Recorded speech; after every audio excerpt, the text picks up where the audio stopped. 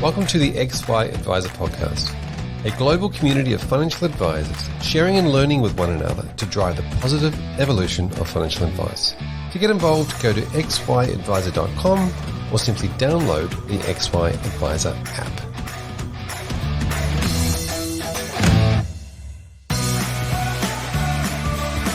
This series is brought to you by Super Guardian, a specialist self-managed super fund administrator known for their client-centric approach to their full-service solution. If you need SMSF support or CPD, check out the Knowledge Centre or sign up for Super Guardian updates at superguardian.com.au.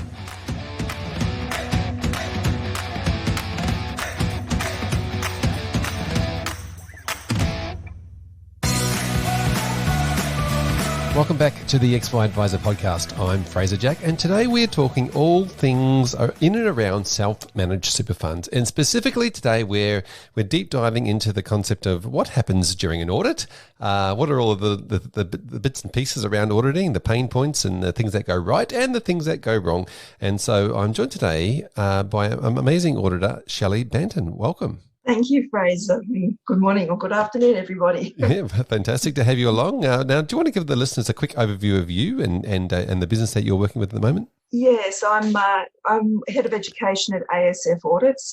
We're actually one of the largest auditors, SMSF auditors in Australia, who's totally independent. So we just work with SMSF audits. We don't do any other types of audit or perform any other sort of work for any other clients. So we're able to, put our hand on our heart and say that, yes, we're actually providing that independent solution, which is really important at the moment, especially for accountants, where there's been a lot of discussion around the revised APS 110 standard, which has then, provided a lot of, discussion and really an up changes to our SMSF industry, and as of the 1st of July this year, in terms of how accountants are working with their clients and financial planners too, for that matter. So yes, an interesting time in our industry. Fantastic. And you mentioned the change word. There's plenty of that going on in all the different parts of in and around. So you're head of education. Does that mean you're educating the auditors that work with you or the accountants or advisors? How does that work?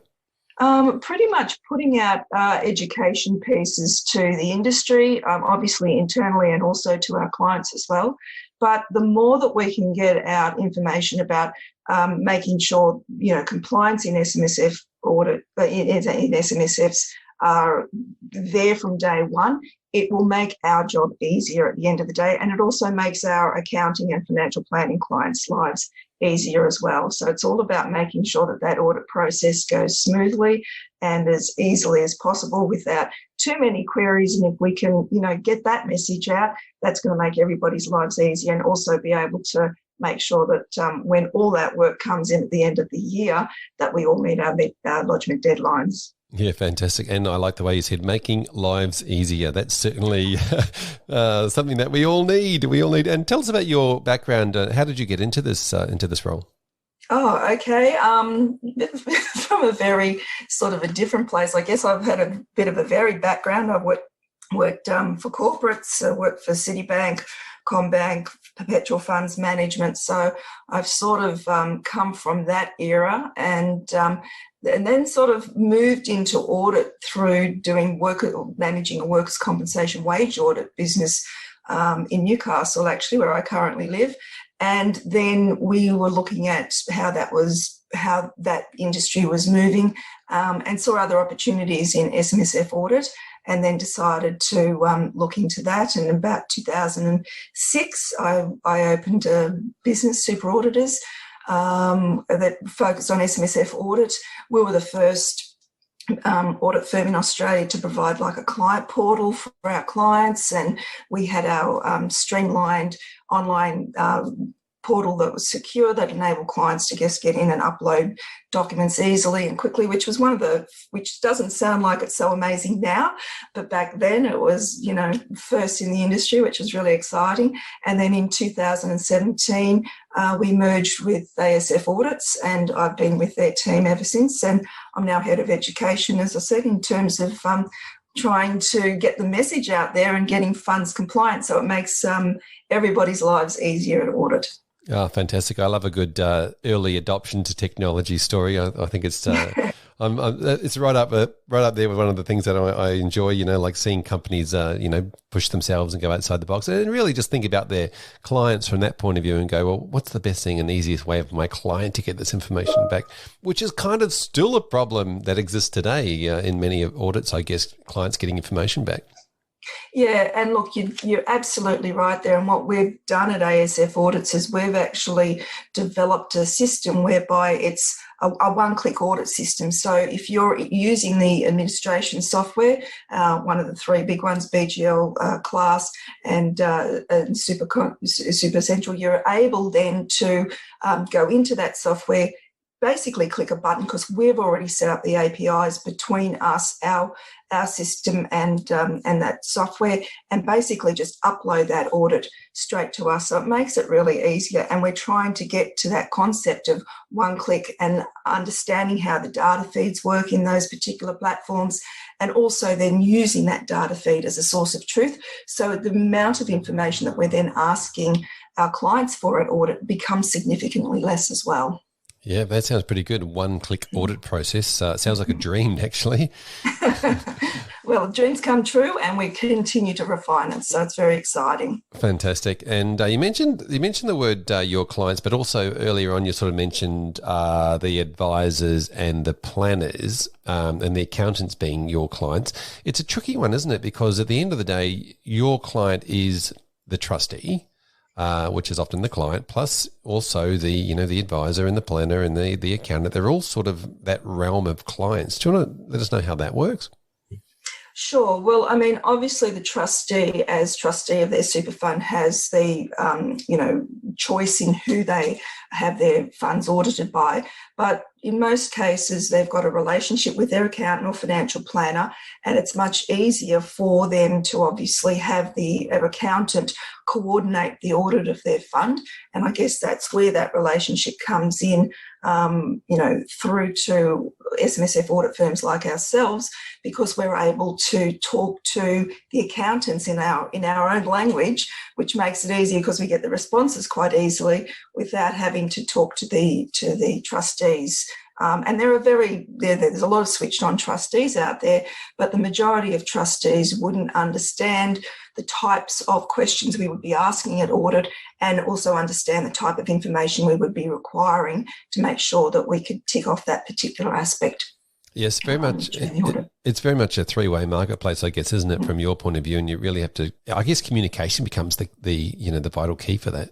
Well, that's true. And we have a client manager who's appointed to each and every accountant or financial planner, and that becomes their point of contact. I'm also another point of contact to answer any of the curly questions that you have during the course of the year. And that's just part of our service anyway.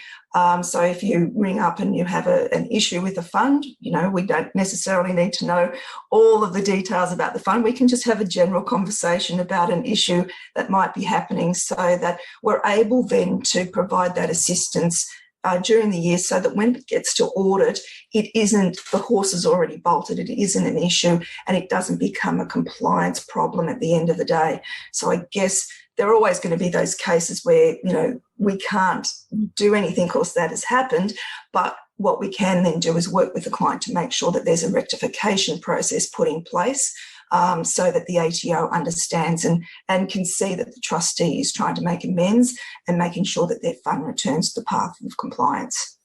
Yeah, this is really interesting, isn't it? And I think there's probably been a common problem over many years with regards to a delay in getting forms back and getting information back, and then causing, going over a deadline. And I think when, the deadlines, you're constantly keeping an eye on the deadlines. But is that sort of something that you've seen an improvement on with the end client or the trustee, and improving on those delays, or is that something that's still a problem? Look, I think with the way that we work with our clients in particular, we've just discussed previously that one-click audit function, that allows us to obviously ask for less documentation at audit. Now, there's always going to be information that we do require, such as the statutory files. We need, specific information about related party transactions, for example, or unlisted entities, which is always difficult to provide that information, especially if the accountant who we're dealing with hasn't actually undertaken the preparation of the financial statements for that particular unlisted entity. So when you're talking about us dealing with the accountants and then the accountants having to deal with third parties to try and get that documentation through to us, it does become a little bit more difficult, and the time does get stretched out a little bit. But at the end of the day, we can only work in the framework that we have. And there are parameters from a compliance perspective which provides the onus on the trustees to provide us with information within 14 days. So there's section 35C2 of SIS, which says, yep, if the trustee is requested documentation by the auditor, they have to provide that within that 14-day time frame. If they don't, well, then it's an ACR.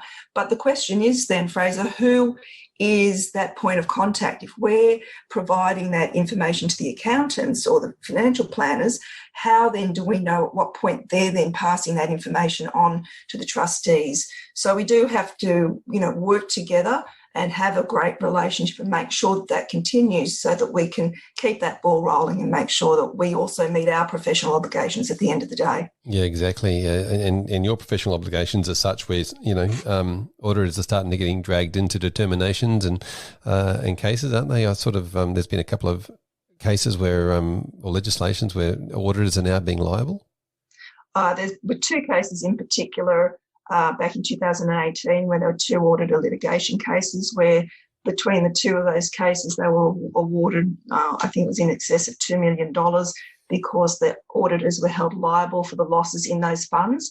And the reason for that is that they didn't do their job properly. So they had a lack of audit evidence on file which didn't confirm or verify the ownership of fairly high-risky assets within both of those funds. There were unlisted entities, there were loans to companies, and so on. So it was a case of the auditor really dropping the ball in a lot of cases. And I guess this also goes to the point of some of those auditors who are out there who are currently doing complicated audits for a very low cost. How do you actually undertake the requirements of your professional obligations and do that for $200 or less?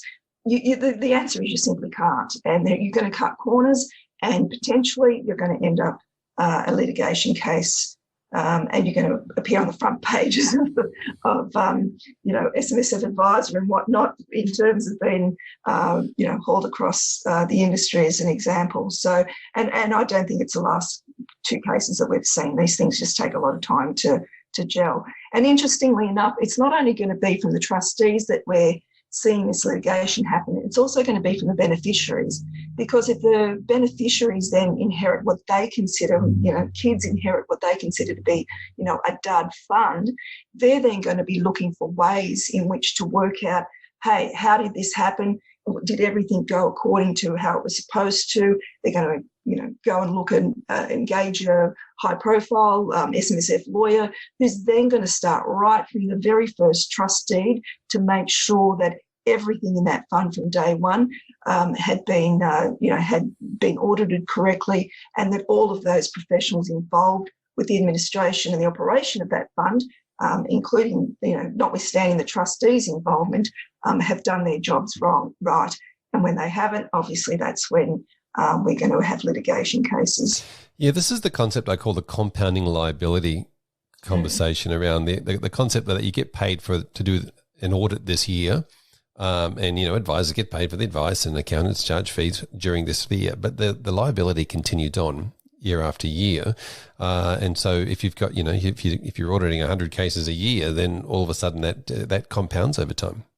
Oh, look, it certainly does. And while these cases were, found in 2018, and they were actually audits that related back to 2004 to 2007, 2008 audits. So we can see that there's certainly a time lag, and it just proves exactly what you said, that compounding effect of litigation just will continue. And as we're moving into a more litigious, area, I think just taking on board more of that from overseas, especially the examples we see from the US. Australia is going to go down that path, and we're going to see that with SMSF professionals as well. And the reason why the auditors were certainly highlighted in these two cases is that all of the professionals that were along the way had either left the industry, were declared bankrupt, or were disqualified, or no longer had their businesses continuing. So it was the auditor who was left standing holding the bag. Yeah, that's really interesting with the amount of advisors too planning on leaving the profession over the next sort of few years, as there's reports on up to 50% of the workforce or the advisor force is looking to leave. So that's going to be really interesting if those businesses are sold on to, their liability continues. If those businesses are, shut down, it could certainly put stress on the system.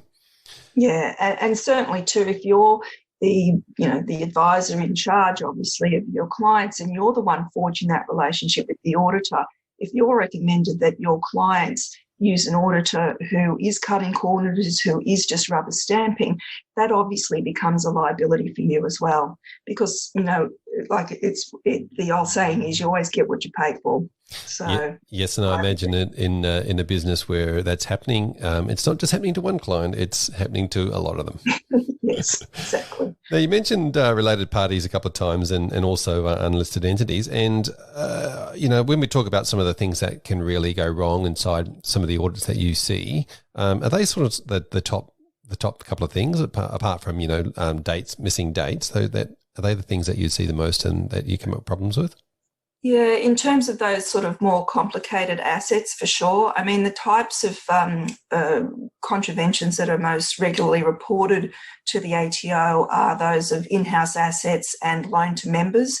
So when we're looking at loans to members, I mean, that's just basically a situation where the trustees looking at a cash cow, which is the SMSF, and they've got issues outside with businesses outside that may be having, cash issues or what have you, and there's this SMSF cash cow sitting there. So it's very easy just to dip in and take what you need to prop up that business with the idea that I'll pay it back real quick, and, it might be a blip, but it won't be a huge issue. But obviously, sometimes, as we know, these things don't get rectified, and that cash just keeps dwindling down, and it does become an issue. So it does account for about 20% of all contraventions that are reported to the ATO. And with in-house assets, obviously, there's issues where trustees are either leasing or investing in or loaning money with those related parties, which makes those assets then in-house assets of an SMSF. And while you can have up to 5% of in-house assets, of total SMSF assets as your in-house assets in a year, once that exceeds that, the trustees are then required to prepare a plan to put in place to reduce that in-house asset limit to below 5% by the following year. And where you've got issues with related unit trusts, for example, where those where those entities and those investments are typically very material assets within the fund, it's very difficult for them to, obviously sell units in that related unit trust to an unrelated party, or certainly if there's a property in that related unit trust, it's difficult to just move that. So it becomes, at the end of the day, a fire sale to be able to make sure that that fund remains complying, because at the end of the day, you're going to lose your tax concessions and you're going to be taxed at the highest marginal tax rate. So, and that's regardless of whether you're in pension mode or not. So, it is incumbent on the trustees to make sure that they are aware of their duties and obligations and responsibilities of being a trustee at all time, regardless of what professionals they use. So, it's best that trustees do take an interest in their self-managed super fund and make sure that while they may not understand all the intricacies of how things are supposed to operate, to at least be on top of it and at least have a general understanding so that they can actually direct traffic in line with the relationship they have with their professional at the end of the day. Yeah, I was just about to ask you that exact thing. You mentioned the plan to rectify, but the proactive approach for planners and the tips that they can actually implement before any of this happens or on a regular basis when they're doing their reviews, really that's just around looking at those assets and having a plan in place and a checklist. Well, it is. And it's also about having a good relationship with your auditor who you can actually talk to on a regular basis if these sorts of issues come up, so that you're actually being proactive, as you said, and not reactive. And of course, at the end, sometimes trustees will just go out and do something without asking for your help or your advice. You can't do too much about that. But then it's a case of what can we do to make sure that we get the fund back on track. And sometimes with these particular issues, they can be so difficult that the best solution for them, in fact, is to go down the path of putting in a voluntary disclosure to the ATO, which sounds a little bit contradictory in terms of why should a trustee fall on their sword. But at the end of the day, you are going to get a better outcome for your client as the advisor if you do go down that path and undertake that voluntary disclosure with the ATO, rather than letting the auditor submit an ACR for your client at the end of the day. So we will obviously get that information from the ATO, from yourself, in terms of the outcome of that voluntary disclosure service, but we will implement that into our ACR and we will still be required to lodge, but at least the ATO will know that there's been an outcome, and certainly there's going to be probably a better outcome if you go down and talk to the ATO and get that sorted as quick as you can, rather than letting the auditor have to lodge that ACR for you. Yeah, that makes sense. Obviously, that's the purpose of having an audit, so that it can be lodged with the ATO. Now, just while we were quickly going back to the unlisted entity, or unlisted assets, essentially. There is a lot going on in this space, and you did mention that yes, sometimes trustees make decisions at the spur of the moment, and they don't consult with their professionals, and then all of a sudden it's about creating that scenario where we actually have to go back and change something. Cryptocurrency is surely something that you would have seen creeping into portfolios from time to time, and then that maybe they're not generally they're not recommended by the advisor, but they're creeping in anyway. How is this working with the investment strategy?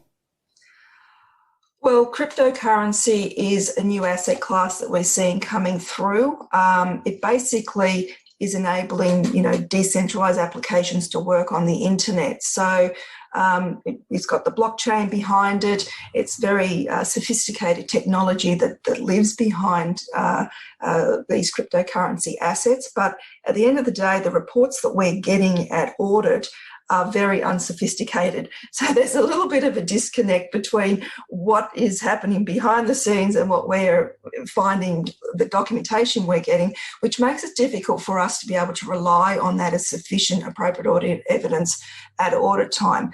And there's a lot of ways, I guess, in which trustees need to be aware of that they're not going to fall foul of the compliance legislation in terms of making sure that they meet the rules and regulations at all times.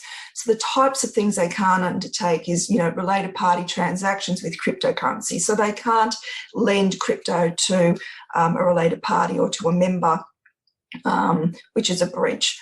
They can't accept crypto into the fund through an in-specie contribution. That's a breach. They can't lend crypto to, as we said, to provide financial assistance to a member. That's going to be a breach. The fund can't borrow money to buy crypto. That's a breach. You can't give a charge over the assets of the fund. So all of these sort of sophisticated financial products that we're seeing, which are unregulated, which are being developed through crypto, can't be undertaken within a self-managed super fund, because the majority of them will require a charge to be given over the assets of the fund. So we're seeing a lot of movement within this area. We're seeing clients take up crypto. Obviously, we're seeing Bitcoin at record levels at the moment, and we're seeing other cryptocurrencies which are also peaking, given certain tweets by celebrities and whatnot. So there's not a real lot of meat in the sandwich behind the asset backing of these particular cryptocurrencies. Having said that, they are seemingly becoming more mainstream. We're seeing Microsoft starting to accept crypto as payment. We're seeing PayPal. We're seeing banks in America taking crypto. We saw Elon take Bitcoin. He's now not taking Bitcoin. So all of these sorts of things are playing into the price. And also, I guess, the fear of missing out from trustees in terms of investing into this asset class when we've just got such low interest rate environment that we're going to have for quite some time within Australia. Yes, I think that's definitely one of the reasons why it's become popular. Obviously, its popularity goes up and down depending on tweets and information and news reports, and trading on what people say, which is very interesting, which is how we end up in these problems in the first place. But look, I think some of these big companies actually tend to see, cash as a bit of a liability if it's actually going backwards. So it's interesting where this is going to go. But I take it that the one-click audit process, it's very difficult to get crypto into that one-click audit process at the moment. Well, that's really not up to us at the end of the day. That will be up to those, those administrators or those platforms that are trading, or those exchanges that are trading crypto for their particular clients, and them providing some sort of data feed or some sort of reporting mechanism into those administration platforms that we then have APIs with. Which already have feeds coming in from data from banks, financial institutions, wrap accounts, managed funds, brokers, so on and so forth. It's just another data feed that will come into that administration platform, which we will then access. And I guess then what our job will be at the end of the day is to look at those particular data feeds that are coming in from whichever crypto source it is, and making sure that we can verify them and use them as a source of truth. Because if we can't do that, well, then we're back to square one in terms of asking for the reports. So we already do that with a lot of banks and financial institutions who are feeding information for their clients into those administration platforms. And we've undertaken a process over a series of years, actually, for some of these, where we've been able to verify several hundred of these feeds that are coming in. So this is where we get to this one-click environment, because we're asking for less reports at the end of the day, because we can rely on those data feeds as a source of truth. Now, whether we get to a point where cryptocurrency is coming into those platforms and we can do the same for those, no predictions there, Fraser. And whether that will ever happen, I don't know, because all of these exchanges and other platforms that are dealing in crypto, they're all unaudited. So from an audit perspective, we can't rely on those reports. We have to go in and do our homework online through like everybody else. Which is an incredibly difficult job. And I think with, as you mentioned, so many different trading platforms around, it's going to be very difficult for those aggregators to try and get the correct data in, and then, as you said, verify the source of truth to be able to pass it on to you. So interesting. Watch this space. I'm not sure it's going to be solved anytime soon, but hopefully we can get somewhere with it. Now, obviously, we're talking about sort of an alternative asset in the investment strategy. How do you see with people basically buying crypto and then trying to add it to their investment strategy? Look, that happens all the time with a lot of assets. In fact, we see traditionally we have seen very poor quality investment strategies, which were just basically a regurgitation of the legislation, which were just cookie cutter template approach. But the ATO actually wrote to trustees 2 years ago now, and mentioned that, if and they targeted specifically trustees who had LRBAs with 90% of their assets in property that was funded by an LRBA. And they basically said, have you considered diversification aspect of investing in this one asset class within your investment strategy? I think there was a lot of discussion about that in the industry, and even though there was some negative feedback on it, I think the outcome of it was probably inadvertently one of the best campaigns the ATO ever run, because we're still talking about investment strategies today and what is right and what is not right. Because previously it was just a set it and forget document, which really only then got looked at audit time. And it was only the auditor who basically said, well, if you've got asset allocations in your investment strategy, they're outside the ranges of what is actually in your fund, when is that going to come back into line? Now, there's no requirement under the legislation to have asset allocations within your investment strategy. You can actually have that in your statement of advice. You can just list the assets that you're going to have in your investment strategy. But what you do need to do is to make sure that all of the assets that you've got within your fund is there for maximising the retired benefits of the members and being able to articulate how that is. So you've got to look at those definitional elements of Reg 409, which talks about investment strategy, and write an investment strategy that addresses risk, return, liquidity, cash flow, the insurance needs of the members. So all of these sorts of things in relation to the assets that you've invested needs to come together to make sure that the trustee is investing for the retirement benefits of the members. And they're not making investment decisions which is going to benefit them today. They're not making investment decisions which is going to benefit their family or friends. It's information that they can take to provide them with a sound strategy to invest for their members at the end of the day. Yeah, and are you seeing that coming a bit more with the investment strategy becoming a bit more of a focus for the trustees and them reviewing that more regularly? Oh, look, it is within the industry. A lot of accountants and advisors are certainly revisiting their investment strategies because auditors are looking at them a lot more closely as well. So previously, if you had an investment strategy, you'd really just look for those, big tick words like risk, return, diversification, liquidity, and you go, yeah, okay, that seems pretty reasonable. But now we're wanting more meat in the sandwich. We're wanting to understand and have the trustees articulate how this investment that they're going into, such as cryptocurrency, is going to provide the retirement benefits, maximise the retirement benefits for members at the end of the day, because that's what it's about, and being able to put into effect your investment strategy. So saying why you're doing it, how it's going to help you meet your pension payments at the end of the year, or at the time that you retire. So if you have a fairly big lumpy asset there, such as property, and you're getting a certain rent in, and then that's 90% of your fund, if you have a situation like COVID and you're getting regular pension payments in, how is that going to work in the cash flows position, especially when we've had all of the deferral of rent through COVID that we've just seen? So obviously you need to think that there's things that you can't foresee, but you need to think about the types of things in terms of how that's going to impact your ability to invest and how that's going to impact your members at the end of the day. Yeah, that's really interesting. It's very difficult to foresee something, but we've now seen it, right? It's now no longer an unknown.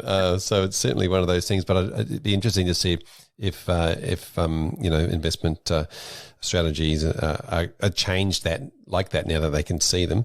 When it comes to investment strategies, I think one of the things is people tend to get into is this cookie cutter type scenario where they've created one and let's just roll that out and make it flexible and easy and not really get into too much detail. Are you seeing much of that? Look, that happens within the industry. I think that probably the better advisors understand what their clients have, and if they're going to take that approach, they may then have an investment strategy which encompasses pretty much everything that their clients are going to have, whether or not the particular clients invest in that or not. That may well be their approach. I think that the investment strategies are getting more detailed, as I said, as a result of the ATO Let's Letter campaign a couple of years ago. And I think that's been a good thing because what it's done is it's forced trustees and also professionals within the industry to look at the investment strategy with a different set of eyes and be able to provide, I guess, a different service to their clients as well, in terms of sitting them down and asking them questions about their expectations, about what they want to achieve in their retirement, what they're wanting to do along the way to get there. And obviously that needs to be put into the statement of advice, but that is also a very separate document to an investment strategy. So, they need to be kept separate at all times. And the questions are going to be different for each of those documents. But there's certainly questions that you need to talk to your clients about For example, when they are entering an LRBA, for example, and you've typically got one trustee or one member who's more dominant than the other, who is probably, gone down this path, who's probably earning the most of money and putting the most contributions in. What happens if that member dies? What happens if they divorce? We never want to think about the worst case scenario, but these are the sorts of questions that you can actually talk to your clients about, and obviously think about how that will work and put it into your investment strategy. Of course, there'll be a lot more detail in your statement of advice, but there's no reason that those sorts of scenarios and those sort of situations can't be thought about and discussed within your investment strategy as well. Yeah, now obviously there is a bit of an overlap between what's in your investment strategy and then what happens in the SOA. But you're absolutely right. They're two very separate documents and need to be standalone almost, don't they? Yes, no, definitely. We've been given statement of advice before, which has said this is your investment strategy, and trying to, work your way through 100 plus pages of a statement of advice, trying to pick out those elements that you need to tick off for an investment strategy just becomes very, very difficult and time consuming. So yeah, they definitely need to be two separate documents. Yep, fantastic. Now we did touch on LRBAs and property in self-managed super funds. Obviously, this has been something over the many years that has been a very big part of the whole self-managed super fund industry. Then there was, as you mentioned, some ATO sort of stepped up and made some comments and talked to trustees. How's that gone, and how do you see it going over the next sort of few years with regards to property? Oh, look, Australians have a love affair with property, so I don't think that that's going to stop. I mean, depending on where you live at the moment, property prices have gone through the roof. They've certainly generally recovered better than what they had before COVID. I'm here in Newcastle, and property is at an all-time high. Interestingly, too, rental here is very, very sought after, and there's a lot of demand for that, which is driving prices up, etc. Having said that, my son lives in Kensington near New South Wales Uni, and you can get a flat there for significant discount to what you could before COVID, because there's a lot of vacant blocks there because the students have all moved out. So, it depends, and it depends really, I think, from suburb to suburb as to how the property market's going to fare moving forward. That's not my area of specialty.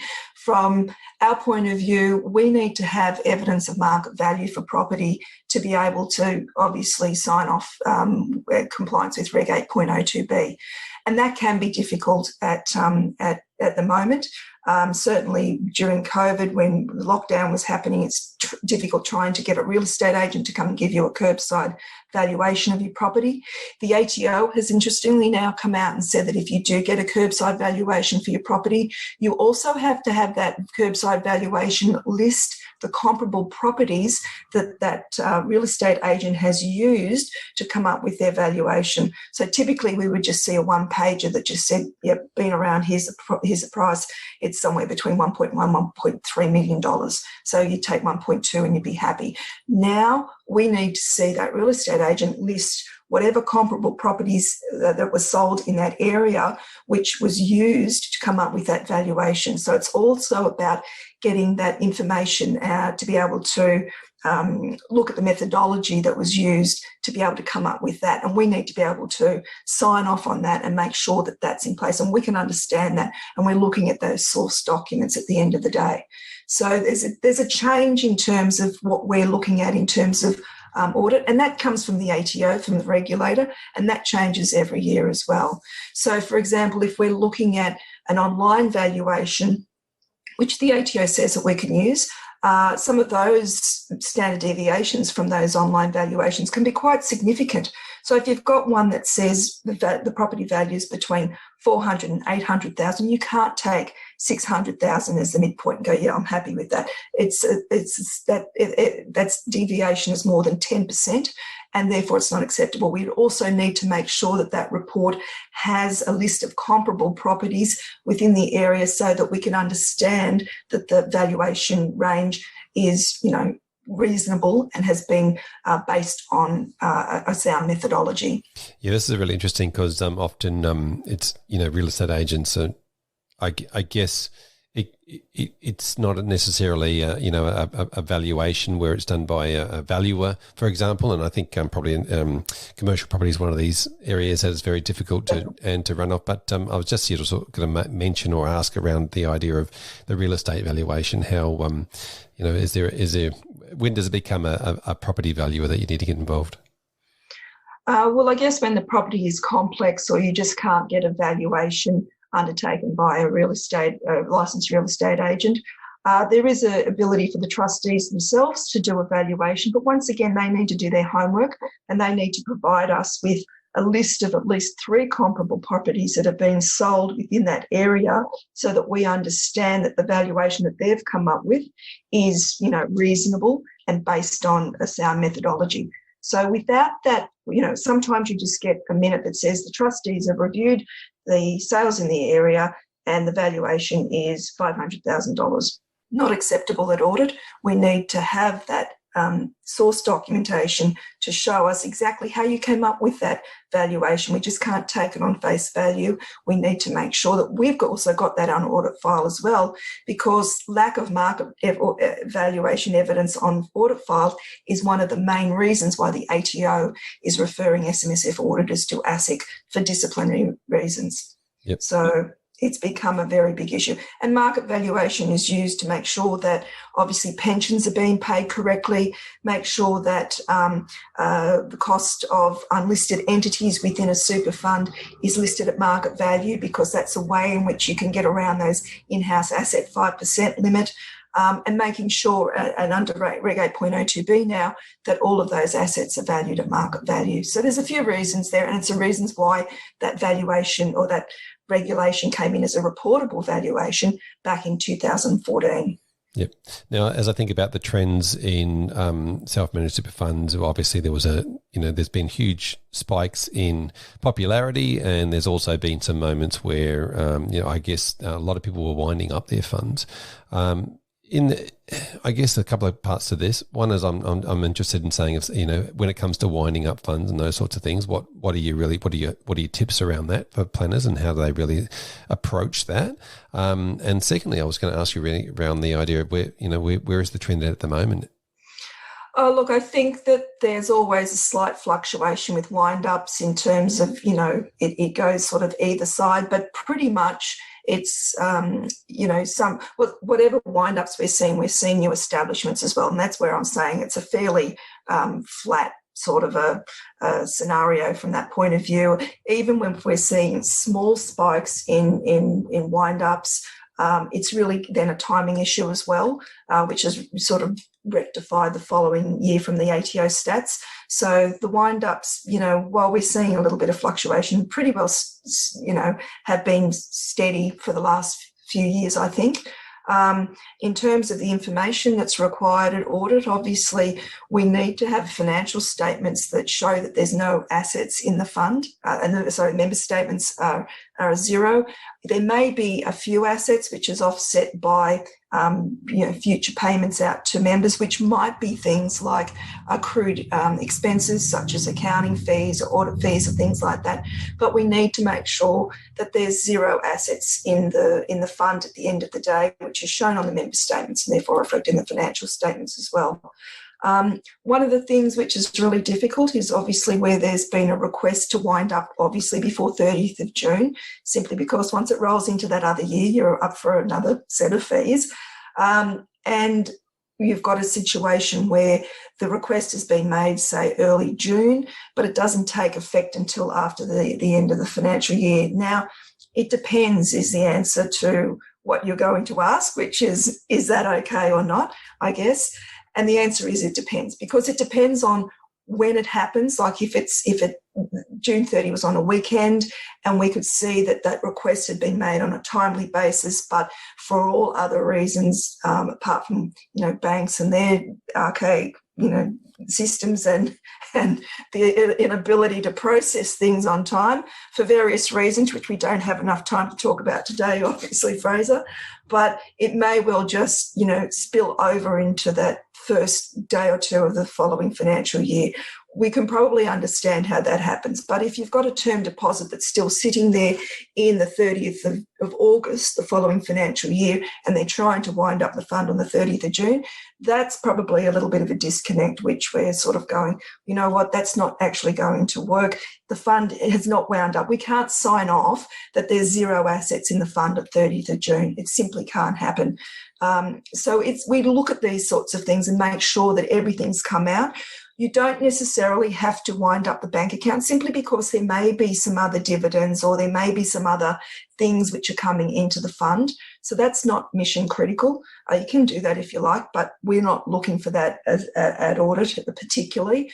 Obviously, we want to make sure that the wind-up minutes has been put in place. We want to make sure that any rollovers and money's going out of the fund has been paid appropriately to the correct party. So it may well be a rollover to an APRA fund. We obviously want to make sure that that's gone through and we get that documentation. If there's been pension payments, we want to make sure that that's happened correctly. So we just want to make sure that all of those T's are crossed and those I's are dotted to make sure that the fund's been wound up. The tax return, it says, yes, this is the fund's been wound up, the date it's been wound up. So all of these sorts of little things we look at audit and make sure that, it is compliant. And even if there's a breach in that particular year, even if the fund has been wound up, it's still under where we're still required to lodge that ACR if that's necessary with the ATO, and we don't have any discretion about that either. But we will note in that ACR that the fund has wound up. Yep. So, yeah. Yep, fair enough. And now, obviously, you're not in the area of giving advice on this, but corporate trustees versus personal trustees. Are you seeing any issues around that we really need to be aware of?